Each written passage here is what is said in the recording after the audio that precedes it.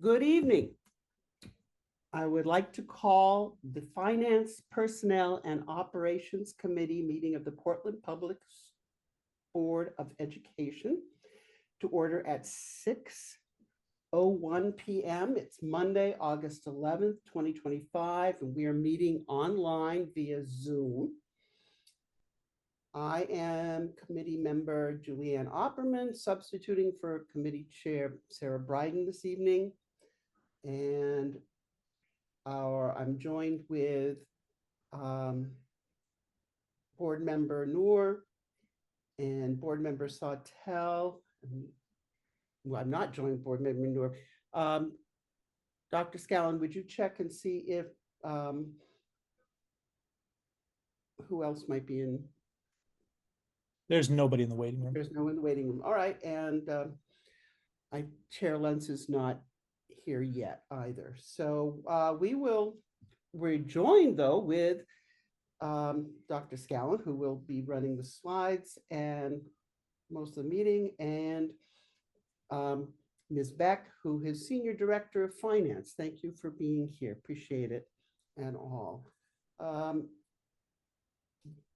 I would like to offer public comment time, but it seems that there is no public to comment. So I will open and close quickly and move on to our agenda, which Dr. Scallon will present. It includes going over basic beginning of the year priorities and a draft calendar, and Ms. Beck will be reviewing the financials for the year. So appreciate for last June and all. So thank you. So Dr. Scallon, it's yours.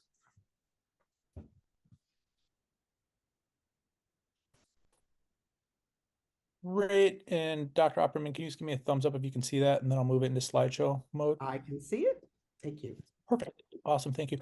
And just for the public that will be either joining us or watching this later, Chair Bryden, who normally chairs this committee, is unfortunately unavailable this evening due to a family commitment, and Chair Lentz, I believe, has joined the policy committee. As tonight is the first night of the new board year, and we are now in this structure running 2 board meetings at a time.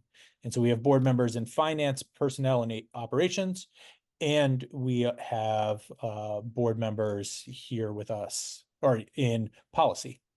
And then at 7:30, we have board members in either public and legislative affairs or in curriculum. And so with that, I'm going to share this and dive right in. So today we're going to focus on planning for the 25-26 Finance, Personnel, and Operations Committee meetings. And as you can see the agenda here, we're going to do a quick committee overview, get feedback from board member Opperman and board member Sawtelle around committee priorities, talk about what the board members would like to see on a monthly, look at what that then turns into in a calendar, and then we have our Senior Director of Finance, who will be going over the June 2025 financials. As usually we'd have done that in July, but we didn't have meetings in July. So we are catching up with that now, and we will do the July 2025 financials at our next meeting on August 25th. So just a reminder of who's on this committee. So voting members on this committee are the chair is Sarah Bryden, board members Opperman, Noor, and Sawtelle. Ex officio is board chair Sarah Lentz. None of our student reps signed up for this committee, but maybe we can get some of them sold on it after they watch the video or hear about it at tomorrow's board meeting. In terms of staff members that will always be present include myself, Lisa Beck, Heather Peters, who's the director of accounting. Jennifer Slabank will also almost always be here. And then Director of Facilities, Tamara Sweeney, Director of Transportation, Ben Lassavoy, Director of IT, Brian Newcomb, and our Director of Food Services will join the committee as appropriate. So when board members request that they be there or where the topic is particularly germane. Also just worth naming that this committee supports multiple initiatives in the strategic plan in the coming year. And so what I did is I pulled out the initiatives that felt like they were particularly aligned. And I'm sharing this with you so that you have them in the back of your mind, so that in a couple of slides, we can talk about what the committee priorities are, with the hope being that it can align with these initiatives. So the initiatives, 1.1 is around equity training for staff. The second, well, not an initiative within the strategic plan, is a huge bucket of work, which is around the boundary committee and potential adjustments for elementary and middle school boundaries and how it's implemented. The next three are all aligned to staffing. So 4.1 talks about our staff culture and a shared vision. 4.2 is around staff hiring. 4.3 is around staff onboarding, and then 4.4 is on staff feedback, where we'll be piloting evaluations for our central office team. I should have said this before, but as you can see at the bottom of the screen, those initiatives in italics are in the design phase, meaning that it will be primarily committee and design work to develop exactly what changes will look like in the future. And so less around implementation. Other initiatives, 5.2 is focused around organizational structure. So we made a huge change this last year into network teams. And so we're continuing to clarify exactly the roles that folks have. 5.3 speaks to budget and making sure that we continue to do work around a sustainable multi-year financial model. And then 5.4 is the last initiative here, and it's in the design phase around looking at our transportation system and figuring out how do we, if we make any adjustments to our transportation model, including how far students have to live to qualify for transportation, to hazard zones, et cetera. And so that's work that's happening on transportation. So those are the initiatives that live within the strategic plan. When Committee Chair Bryden and I were meeting in preparation for this committee, we started to brainstorm what could be aligned committee priorities. And there were 4 that we sort of landed on for draft. One was to maintain strong financial and personnel controls. The second for this committee would be to support progress on a facilities master plan. Third is around equitable funding formula for schools and departments. And 4 was establishing new transportation policies and routes. That said, we wanted to get feedback from other members of the committee on these. And so I'll turn it back over to you, Dr.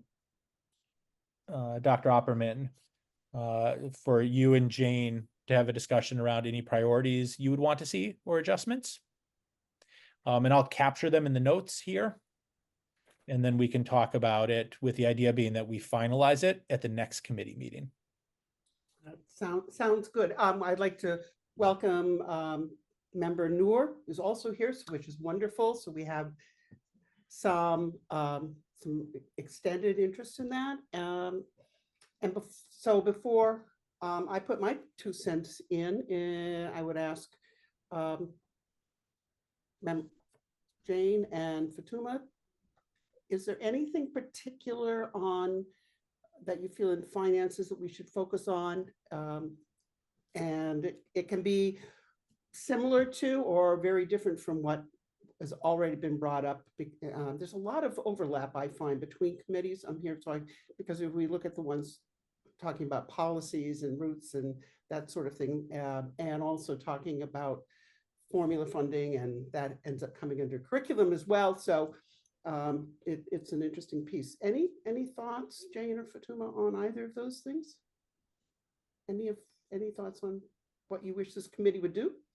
I had some questions about some previous slides, but I don't know if this is the time to It's the time.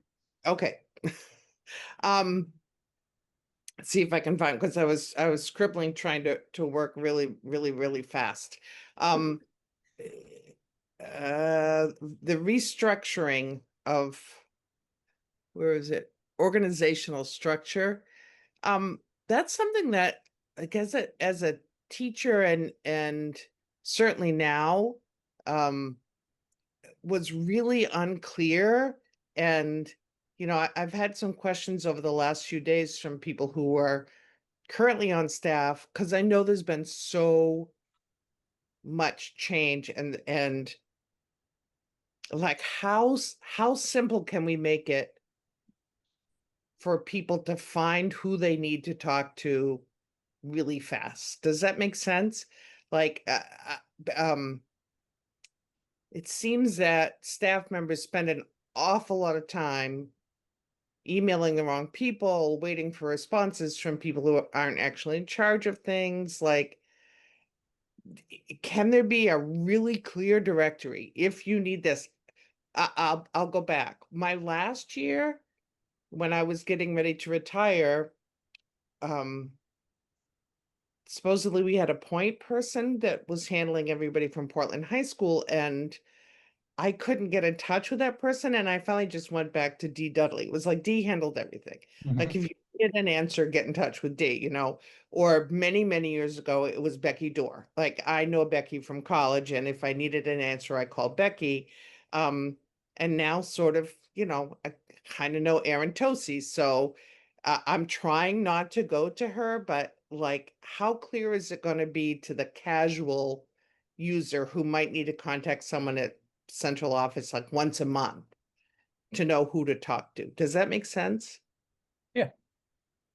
It- So, It shouldn't always come to you, Ryan, and it seems like in yeah, the long run, everybody always just asks you, but that's a waste of your time. I do get asked the question a lot, um, which is all right. I want to show something here.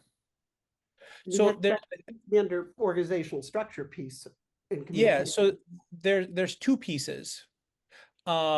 One, we're trying to get away from just the idea of the staff navigator with a name.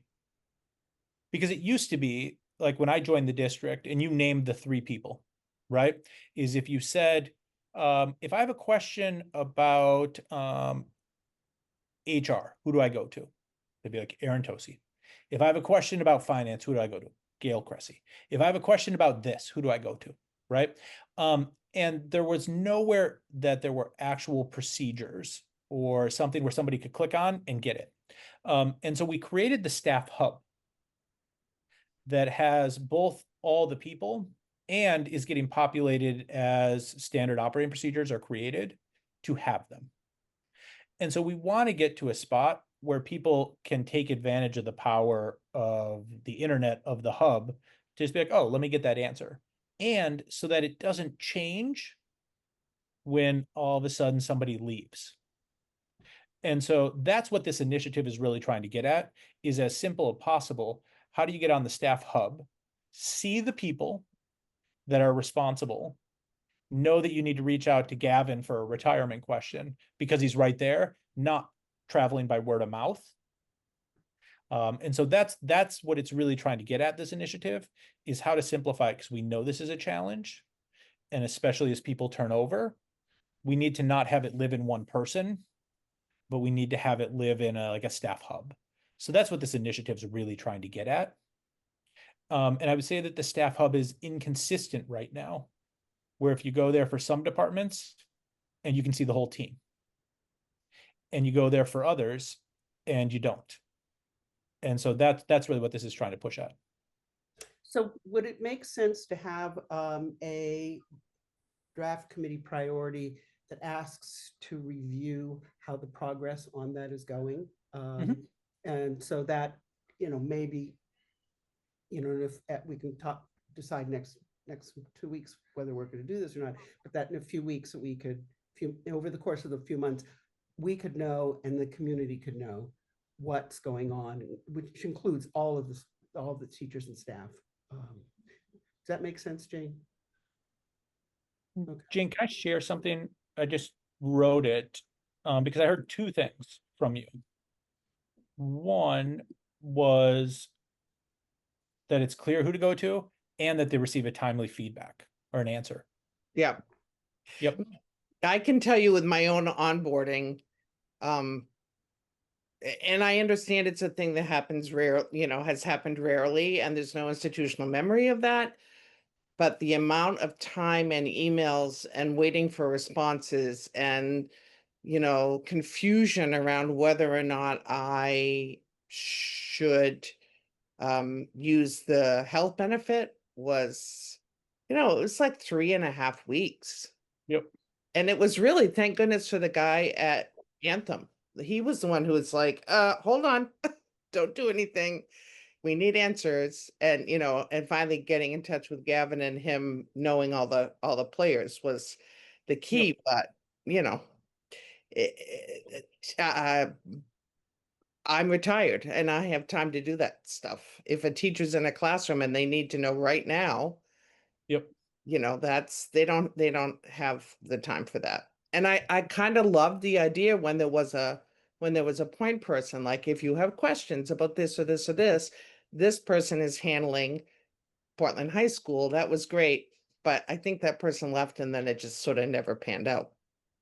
Yeah. And I think there's another piece too, which is like people often come to me to get the quick, direct answer.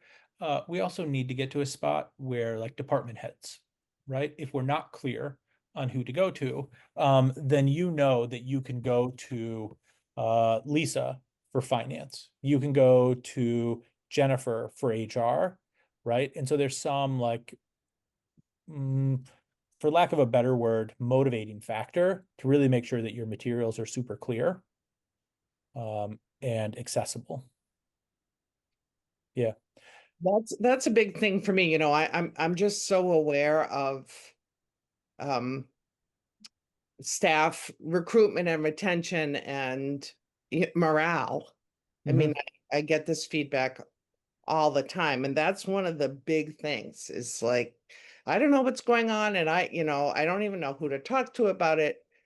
That's a real biggie. And I also have some other ideas about recruiting and retaining people that are like way outside the box. So I don't think this is necessarily the place for that, but I would love to have like clear job descriptions and clear path of information and stuff be a personnel priority for me anyway.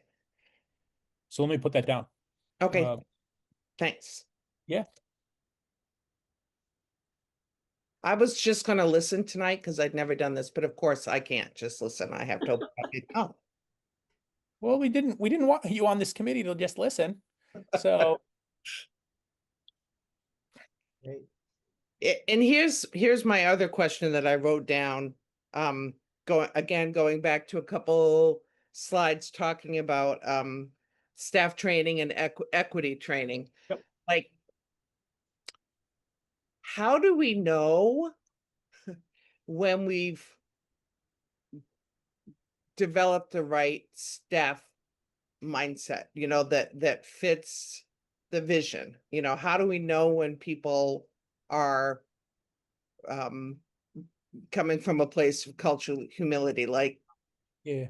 Do we ever go back and revisit that? Like, is it working? Sorry. There's so much work going outside my house today. It is crazy. It's like everybody's rented every large piece of equipment.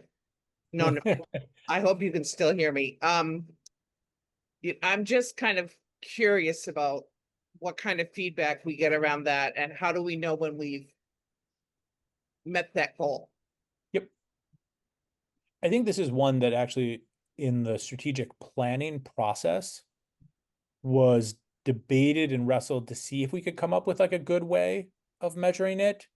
And where it landed was around students' sense of belonging as really the main indicator, because there was like this piece around both how do you know that the training's effective and high quality, and how do you know it translates into the classroom? And we had a hard time coming up with another metric. And maybe that's an area that this committee wants to wrestle with, which is like, how do we dig in to make sure that 1.1 and 4.1 go from feeling like squishy to feeling like they're really impactful, that staff have the tools and that they feel better working here. And so I'll capture that, and feel free to like tell me to wordsmith, but clear measures for the implementation and impact. And I love the idea that that feedback is coming from students, because Mhm. you know, that's really the piece. Like, we can look at it from, you know, like we're outside a fishbowl all day long and ask staff all day long. But if students aren't noticing it, then it's not the right thing. Yep, that makes sense. And so that really also goes into the curriculum and student success setup. So hearing you say it here, Jane, I can bring it over to that committee too, which I'm on. I'm going to mute so you don't have to listen to the compressor that is right outside my window. We don't hear it. So Oh, okay. Well, that's good, because that's all I can hear. Oh, yeah. So I guess before we go on, did you have anything else, Jane, or should we ask Fatuma? I'm good for now. It will probably be something later, but I'm good for now. Okay.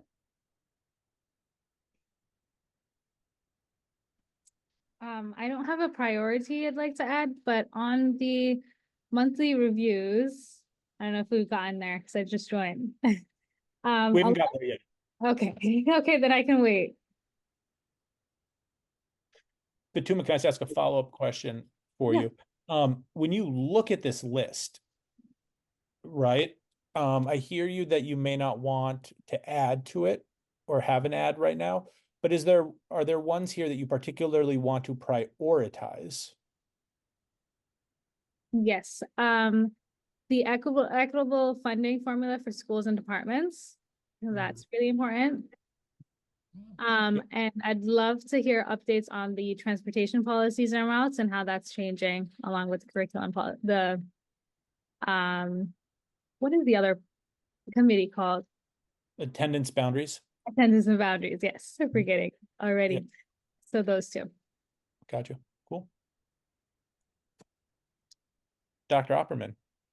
Thank you. I'm in agreement with Fatuma, member Noor, because that the transportation and realignment of districts is a piece. Also, in the progress on the facilities master plan, what does that mean? What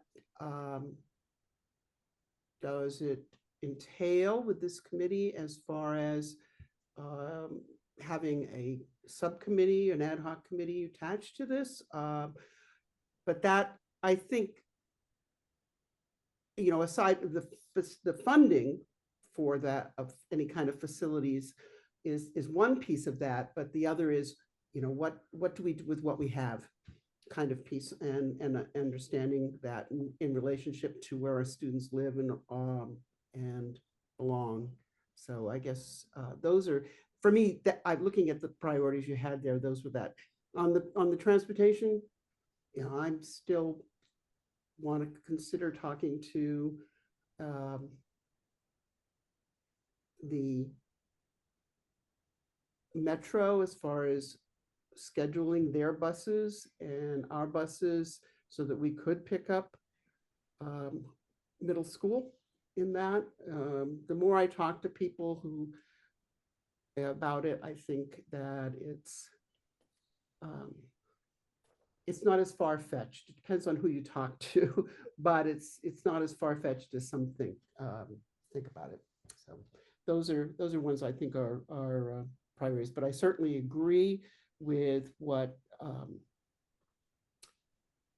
Jane Sautel said, because of the measures of implementation of 1.1 and 4.1, the feedback coming from students, how can what we do in the questions, how can the questions we might ask in one committee coincide with what has to happen in this committee? And so, I mean, we're in silos, but we aren't. And so that's one piece I would try to say, because this finance, operations, personnel touch every other committee. And so I guess a priority would be to how are we, it's a priority, how are we interacting with the other committees? How are we making sure that what they're thinking about is happening before we get to budget? So I just, what are the policies that are being thought about, and what are the structures in schools that are being thought about? So those are some of my thoughts in that. Anything, Jane Fatuma, that you now think of? Okay. And All right. just on the facilities master plan, just a piece on that. So when we do the SIP, or the capital improvement plan, each year, sometimes it can feel like it's in a little bit in isolation. And for the facilities team, we had a huge study happen in 2017, I think it was, that highlighted a whole bunch of need within the district. We're now getting close to 10 years from that. And so wanting to get that updated, along with the work that the boundary committee is doing, and that the state is doing around major construction. It just feels like it's time to get that refreshed and to know where we sit and where we need to prioritize, so that for board members, the capital improvement can really sit within a larger facility plan. I don't know that we'll get there where it's ready to go this year, but I feel like we need to make some progress on that. So completely agree. So what I'm hearing from the members of the committee here are, this is the list. This is 7 priorities to sort of keep top of mind. I will share them with Chair Bryden, and then at the next committee meeting, we'll sort of finalize them as a way to do it. The next slide really aligns with that first bullet around maintain strong financial and personnel controls, and is a draft list based on board policy of what I would like to see us bring before this committee each month, with the idea being that this is just a regular cadence that we have, so that every month we do monthly financial reports. Every month we look at any transfers that need to happen where it's money greater than $50,000. So like, this is the list. You can see in parentheses the board policy that it's referring to as well. And this past year, we always did the monthly financial, but the other pieces didn't regularly occur. They don't oftentimes happen, just to be honest. They're more rare. But this wasn't a regular thing, as I highlighted there, that the committee would necessarily review. And this way, we would put all hires in front of this committee, not for individual discussion, but for acknowledgement, and all resignations, so that there's visibility into it for the committee each month. And so, Dr. Opperman, I'll defer to you, but I think board member Noor has something she's itching to have on the monthly.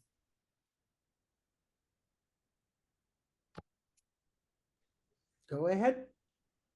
Not necessarily on the monthly, but I was wondering if, along with the employee hires and resignations, we could get something as well on certifications and I can't speak today, credentials for employees, just to make sure that everyone is up to date in that. So not necessarily a monthly review, but something along the line of as regular as monthly. I think that's excellent. With that in mind, Oh, go ahead. when we do these things, how do we interact with Portland Adult Ed on this? Are we going to try to incorporate or at least consider, get some kind of time-to-time feedback of what's going on with adult ed? It's a different animal than K-12 as far as finances go and types of personnel involved, but it might be really good for the committee and for the board to know more about what's going on with that. So at some way, that might be something to think about. Not sure that that has to happen right away, but in the near future would be great. If I'm gonna write it down with like a question of like understanding of PAE budget. Yes. The other factors of PAE, like their hiring, expenditures, any of the other bullets that are listed here, would also apply to PAE, and they would be included in that. So when we Okay. do like the monthly financials, they're included in there. The regular review of credentials and CHRC, which is the background check, the criminal background check. The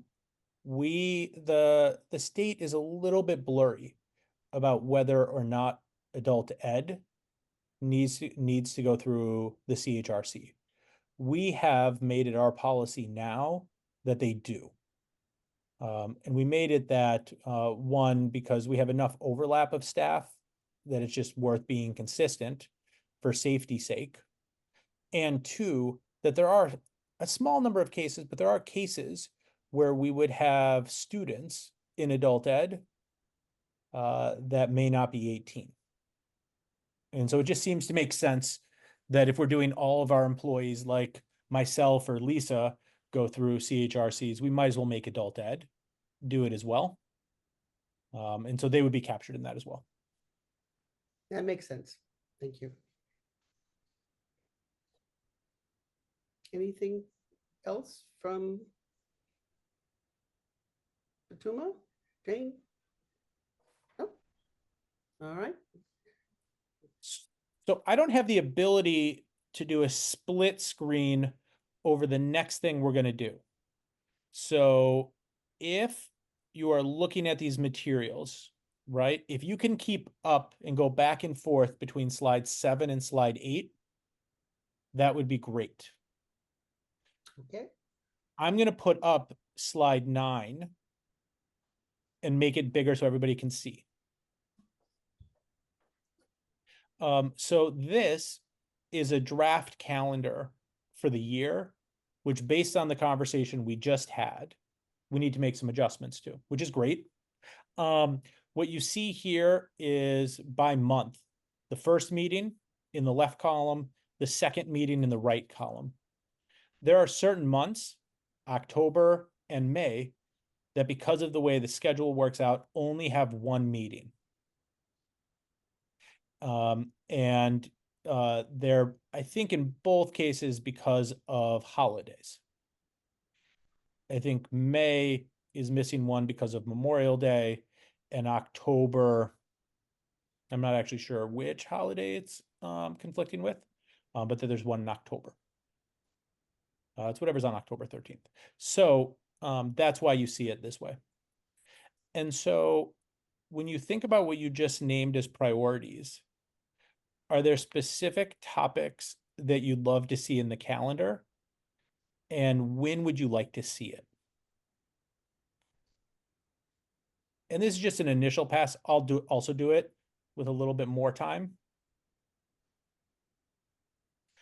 Or actually, let me just orient you to it a little bit in case that's helpful.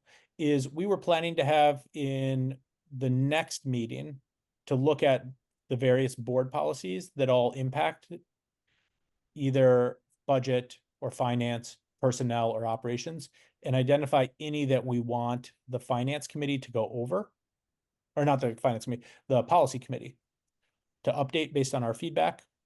And we were going to do July financials. In September, we were going to talk about transportation and finance policies and give you an update in the second meeting around technology. But it sounds like based on priority, maybe we don't need to do that. In October, it lines up with personnel, right? So this is a great spot for Fatuma's piece around credentialing and background checks, as well as around equity training. And maybe we focus particularly around the measures there. So we give an update and talk about measures. In November, we would preview the budget process and priorities, and we would do facilities. December, I want to add in a piece to our budget process, which is sharing with the board what our budget would look like if we didn't change anything. So what is simply like our carry forward if it was based on salary increases and benefits? What would it look like?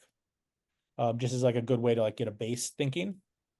And then also in December is the capital improvements plan that we'd go over in December and then vote on in January. We had food service in January, but maybe we don't need it. Maybe we use that for another piece. Get an update on transportation and where they're at with their planning in February. Equity and the equity training update here. So about 3 months after the last time, 4 months. And then the audit, that's about when our audit is in February, March. And then March and April usually get sucked up with budget. And then April would be digging back in around personnel SOPs. I think of this as like the final potential report out on what Jane posed, which is like, how do we make sure we have really clear ways for people to know who to go to and what happens? And planning for school year 26, an update on technology. And then in June, reviewing and planning for our strategic initiatives for the next school year, and a final transportation one as we'd be going into launch. So that's like the current like draft. But if you guys look at slides 7 and 8 and your feedback, are there things here where you would say, we can deprioritize that or use less time? And I'd love for us to slip in this. What you typed isn't on the slides that we can access. The additional ones that we. Oh, hold on one second. I think you might have to They refresh. are in the Google Drive. Yeah. That has it, but I'm going to put it in the chat for this meeting. Oh, great. Okay, thank you. And I'm curious what the technology, like what are we discussing when you had it listed as technology? Yes. So what I was particularly envisioning is updates around all of our systems and the back end because of the issues that we faced last year, where phones were down and internet was down. That was there's a large number of issues around that caused it, but part of it was around the initial build and how our servers, et cetera, were laid out. That's not the only issue. I think we'll be in a spot to give you a full update on the sort of investigatory, like what happened in September, but that's what it was. So not the academic piece.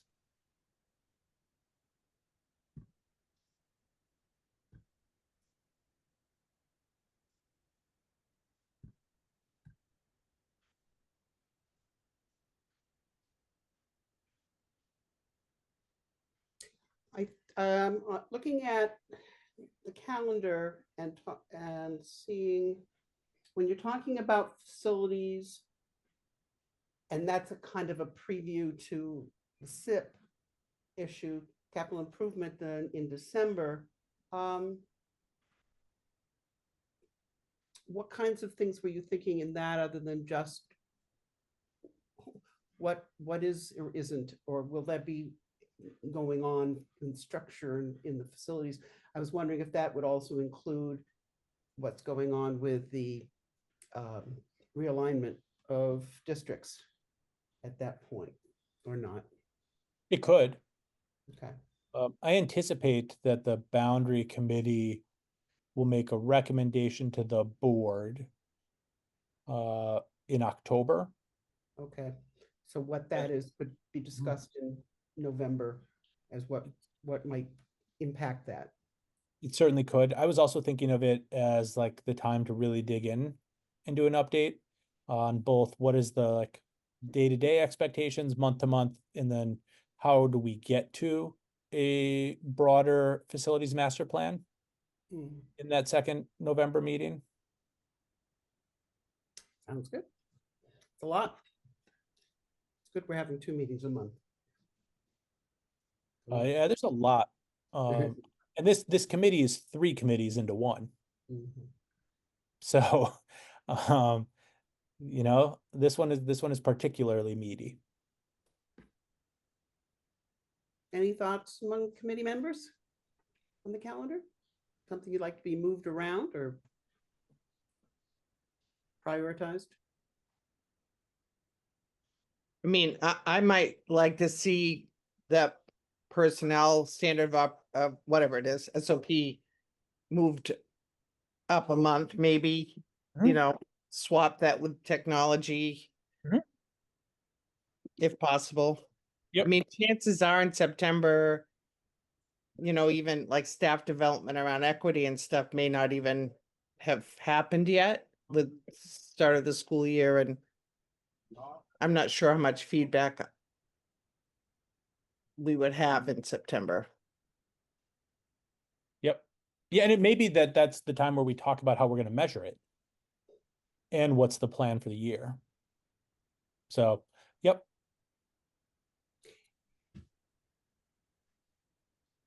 In order to talk about how we're going to measure it, where are we going to pull from for that? If I guess as we get closer to that, trying to think of, it was when we were doing the strategic plan, how difficult it was to figure out, is there something we should be thinking about or looking for in the meantime? So, I mean, is this in your purview, or is this going to be more with So yeah, the equity work. So the equity work sits with Cheryl okay, because it's heavily focused on training. okay, This initiative right now. And so it sits with Cheryl and with a recent hire, whose full title's escaping me. But this individual, Jen Brady, actually started today. okay, She has years of experience doing equity training and consulting in this space and working with a number of organizations around this. And so she's digging in on that. And then we have been engaged with a group, the Leadership Academy, for now several months, planning for the professional development this year. And so, yeah. So I think there's a couple of different ways we could pull that to meet board member Satel's request to go over it at the end of September. I'm sorry, who's Cheryl? Oh, Cheryl Proctor is the chief of schools and academics. Thank you. Yep. So she she part. also the liaison person for the curriculum committee. Yep. So that I can work with that too. That's great. I mean, this looks like to me a reasonable setup. I mean, as we say, things shift in the midst of all. I don't know. It would be also be interesting to know how this committee, in reference to the finance aspects of buildings and all, and as Jane brought up the funding piece, and Fatuma brought up the funding piece with the state, and that's ongoing, and the legislative committee, and it's, my thought is it some kind of overlap there going on with understanding that. from both, you know, what needs to be done and all. Just, There's the Public and Legislative Affairs. Right. One of their draft priorities, which they're going to talk about in 45 minutes. mhm, One of their draft priorities is around understanding or advocating around EPS mhm, and around major construction. mhm. And so I know that I think board member Sawtell and I will be wrestling with that at 7:30. Excellent. Yeah. E- EPS. EPS is what? Yep, Oh, EPS. What it's is a it? spreadsheet, a multi-level spreadsheet that tells who gets, you know, how much do you need, and then Something per student? it's all costs for school districts. Well, how the state decides how much, the state decides how much we need to run our district based on population, based on you know, buildings, on how many staff members do we need, you know, what's the ratio of staff members for XYZ, and they decide how much we get or need, and then they go and look at our mill rate and say, this is what you get. And So, yeah, school funding formula. What does Yeah. it stand for, EPS? Essential- program. Oh, go ahead. No, go ahead. Essential programs and services. Essential programs and services. All right, thank you. So I just, when I was doing my research, my doctorate, I spent months on that. So it's like even great. So that's Well, great. It'd be great to hear what you all decide. yes, and that's actually a good note, that just to like make the connection before we push into financials for the month, Mhm. and turn it over to Lisa, is every month in the second board meeting of the month, the committees will each do an update. It'll be really quick turnaround, right? Because we meet on Monday and then we meet again on Tuesday. But that second board meeting will be an opportunity for committees to share out what they discussed and what they're working on. Right. And to hopefully cross-pollinate there more naturally. Excellent. Thank you.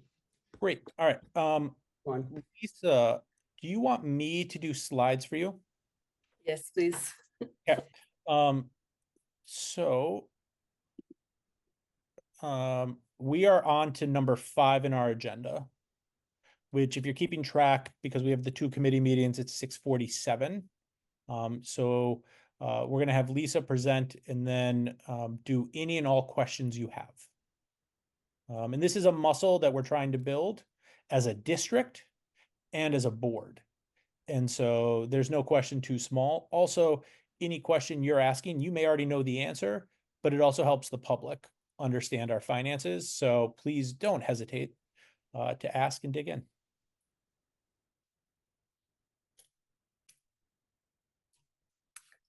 Thank you. So we want to start with talking about revenue. So money's coming into the district for FY25. So we have collected 90%, 97% of our budgeted revenues for this fiscal year. This number will increase as we finalize grant invoicing. I do want to remind everyone that most of our grants work on a reimbursement module where we do have to invoice the state. We don't actually book those into our general ledger until the state approves. And so there will be some timing delays before we actually recognize that revenue. So we anticipate unbooked revenue at about 2 million currently. Lisa, I was just going to say that when you say for this year, you mean this The fiscal year 25. the one we just finished, school year we just finished, correct? Correct. So Okay, thank you. That's all. That was it. yeah, fiscal year 25 ends on June 30th, 2025. So these numbers will be for that period ending June 30th, 2025. So our preliminary results do not show our fund balance usage, and we'll show that on the next slide. But we are anticipating fund balance usage being much less than what we had budgeted. CDS revenue, which is Child Development Services, is coming in ahead of budget. And we did make the FY26 budget in line with FY25 actuals there. And we have two new grants that I do want to call out that we received in June. One is the Climate Education Professional Development Grant at our Pass High School, and that's $100,000. And the other one is the John T. Gorman Foundation for Leadership Development, which is $20,000. And Lisa, just before we go to the next slide, I just want to add one piece around fund balance. So the way fund balance works is when we do our initial budget, we say, here's what we estimate will be the amount of fund balance we need to use. And that is by not starting with a fund balance number, but is in fact saying, what's the difference between our anticipated revenue and our budgeted expenses? And then as we go through the year, right, we have revenues that come in higher or lower, expenses that come in higher or lower. And then the fund balance is what's the difference at the end of the year. And so in our general fund for our K-12, we budgeted or anticipated that we were going to use somewhere between 3.5 and $3.6 million. I think it was actually exactly 3.5. What we're seeing is that we will actually use less of that, which means that we will take less money from our savings account to pay for our budget this year than we'd originally anticipated, which means we'll have more savings going into future years. Can I ask a quick question?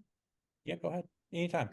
If I just Google those grants, am I gonna, I don't want to waste our time, but I'm just curious what those grants entail. If I just Google that, will I find answers? Not necessarily. Okay. So, and we can provide more information around it. So the Climate Education Professional Development Grant is $100,000 seed fund to support the new environmental leadership pathway at Paths. Oh, cool. And that's supporting Katie West and the work that she's leading there. The John T. Gorman Foundation is actually a matching grant that is supporting leadership development. And so Gorman is a local, or relatively local foundation. And they are partnering with our elementary leaders to do a series of leadership development. And so this coming year, they're going to be going through that with Gorman to really build their leadership practice and their ability to look at their data, identify trends, make adjustments to their school-based plans. That's what they're working on. And then our secondary leaders are continuing work with another consulting group we have, Attuned, that's been supporting around the strategic plan. Cool. Thanks. All right, so this slide is the revenues through June 30th. So the general fund, we budgeted at 145 million. We're at 98% collected there, so we're almost there. Adult education, we've collected 100% of what we had anticipated. Food service, I do want to call out, we had anticipated 1 million of fund balance usage there. So we started out at 4.5 and then had increased it to 5.5 with that 1 million fund balance. So if you can see the year-to-date actuals, we are at the 4.7. So we're actually above that 4.5 that we had estimated without the fund balance usage. And then we brought that fund balance usage in. And that's why we're really at only 85% of revenues there. And then below that, you'll see the different grant buckets. I won't speak to every one of these unless there's questions, but I do want to call out just a couple of things. Is where we didn't start out with the budget is more, those are the grants that we couldn't necessarily know at the time we budgeted that they were coming. They came in later. And that's why those are 0 and then have a revised budget. And then there are a few like ESSERF where we had 3 months remaining. And so that's really that timing difference that I spoke about, where we don't actually record it until the state approves our invoices after the fact. And so that's why those numbers are considerably larger than what we had originally budgeted. The other call out I'll make here is just, we often get asked what the other category is. So the other category is going to be Alfond, Maine Community College Access, the teacher apprenticeship, and the pre-K expansion are all under that other revenue. So where this really leaves us is that 97% of our revenues have been booked for the year to the budget. Any questions on that one?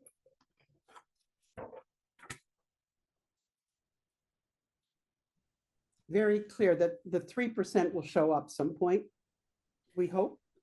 Yes, we continue to invoice, so. Okay, thank you for that. Very, very clear. Thank you. Yes. All right, so next we'll speak about expenditures where we're money is going out of the district. So this is based on where we budgeted, we are coming in at 90% right now of our budget expenses for FY25. I do want to note though that teachers do get paid over the summer, and we do have to accrue that cost of their summer earnings back to FY25. So when that happens, which won't happen until we finalize paying them in August, we would anticipate we'll actually end up at 95 to 97% of our budget. And really the two main factors that are going to come into play there is personnel expenses are coming under budget due to vacancies. And then contracted services are over budget due to unplanned expenses related to the Barry Dunn audit that's underway, as well as some of those additional cybersecurity expenditures we had as a result of some of the IT issues that we did incur last year. All right, so Dr. Scallon, if you don't mind going to the next slide. So this is the actual expenditure numbers. As a reminder, these are monies out, which is why they all show as negative. And so in our general fund, we, as I spoke about, we're at 90% of our budget. And adult ed came in at 98% and food service at 93%. So that's where the regular expenditures come in at 90% based on those three categories. And then down below, you'll see the expenditures under the different grants. Are there any specific questions I can answer on this slide?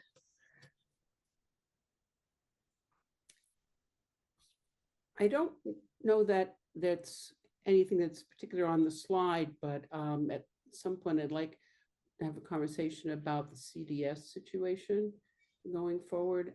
It's not for this slide, but that does remind me that that's something we will be thinking about in the next year or so. So that's child development services are being pushed around in the state. Thank you. Otherwise, looks good to me. Is it okay, Jane? You're good on this? All right. I want to add just one piece, just as people are taking notes and thinking about future budgets, is we did do a slight change for fiscal year 26. So the current budget and moving forward that we hadn't done in past years, which is recognizing that you're never at a spot where you're 100% staffed.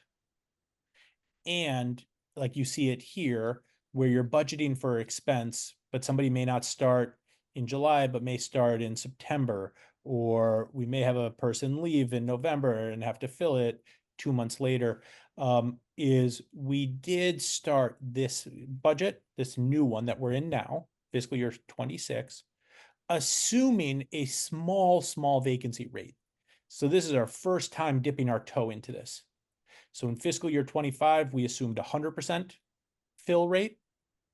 And in fiscal year 26, we assumed that we would have 0.75%. So not quite 1% of positions, but 0.75% of positions vacant at any given time.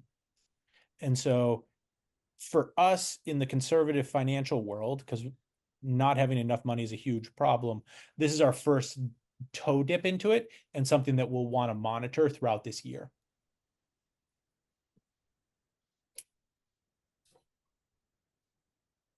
Great.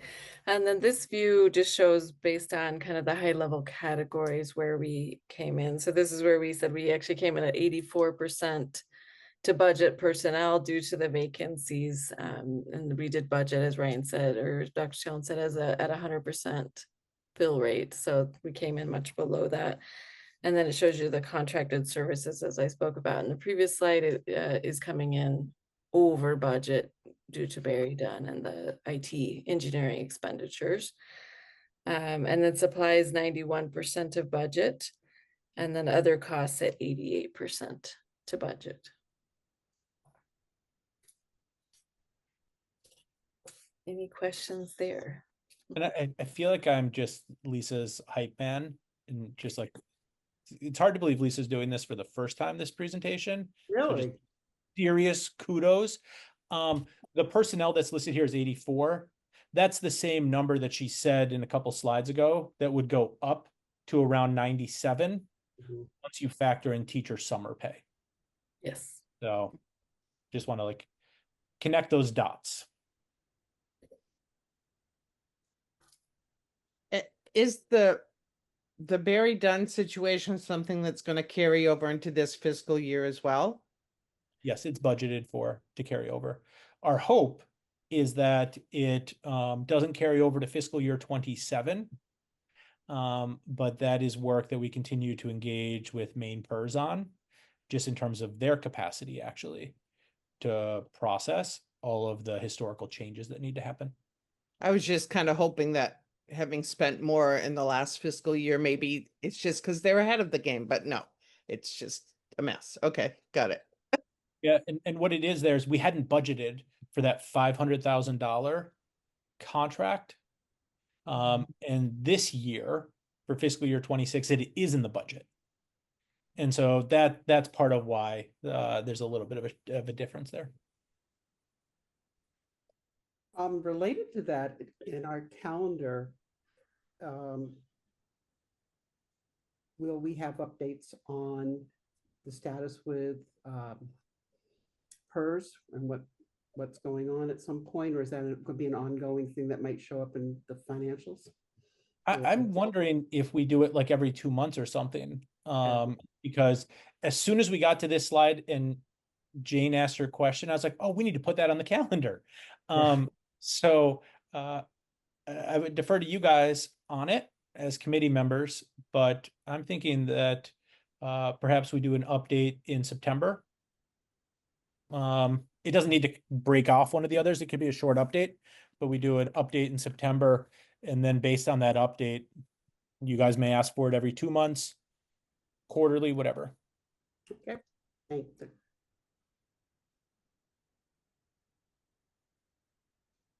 Looks great, Lisa. Thank you. Fatuma, do you have comment, question? Oh, okay. So that is actually our full set of content for the meeting. And so if there's anything else the committee wants to discuss, I will defer to you. Otherwise, we will have our second committee start up at 7:30. Any more thoughts? Jane, Fatuma? We have lots to think about this year. And all. Yeah, it does seem like this committee has a lot on its plate, but that's coming from a newbie. It seems like personnel could be its own committee. Mhm. Operations could be its own committee. We just don't have enough people to be on committees. Yeah, so only so many of us to go around, right? I think there was a discussion about having operations at least pulled out because that's such a, peculiar little group things, and so. Yeah. Be interesting to see how we do on next 2 weeks from now. 2 weeks from now, we will be looking at where things will fit into the calendar with some of these new things going on. Sarah will get to put some input and feedback on those. So maybe we'll hear from her between now and then, something. Here's So a, then, sorry. go Go ahead. back in. I had a quick inconsequential question. So I understand none of the students, I mean, frankly, they're sort of finishing out their term and first semester. Most of them are in their first semester, their senior year. And so this is moving down their list of priorities. But when new students come on in December, we could try to bribe one of them or whatever to join this committee. 100% we should. And our students were very quick to sign up for policy. Yeah. And for curriculum, which like makes sense. Like it's the most touching. Cell phones is a very popular topic from last year in policy. And so there's three students on one of them, two on the other. And then I'm 97% sure, and look to Julianne Fatuma to confirm this, but I actually believe that committees, well, we look at it for the year, committee membership is actually revisited in December and January after elections. Not that it'll be much different this year, but it will be revisited. Yeah. And do members of the community, they can join virtually just to listen? Do they, how do you get Public input comment. from? There is public comment. That's what I So kind of beginning. Yeah, if they want to. What we find is unless there's a hot topic, we don't get much. Yeah. We will with budget time, a couple people always show up, and it's yeah. Okay, I was just We're- curious. We make it available. I mean, the teachers have been on at different points. It's not just general committee, but teachers and the students when we're doing different things, we're on it. So Cool. I was just curious. Thanks. And I wasn't going to name them because it could be that they want to be private in the attendees. At least one of your former colleagues has joined tonight as a participant.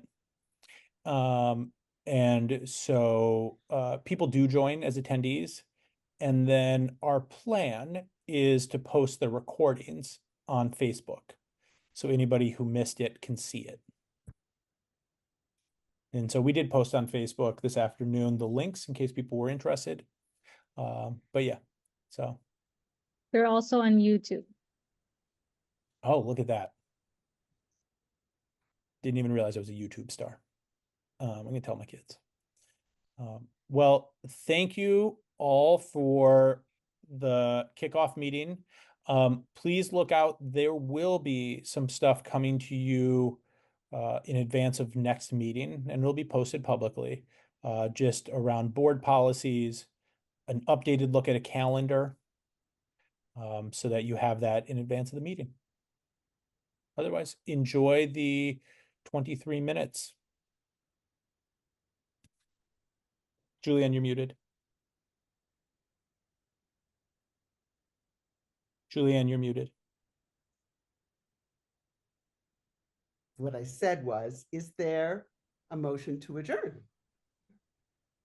Second. All in favor, please raise your hand.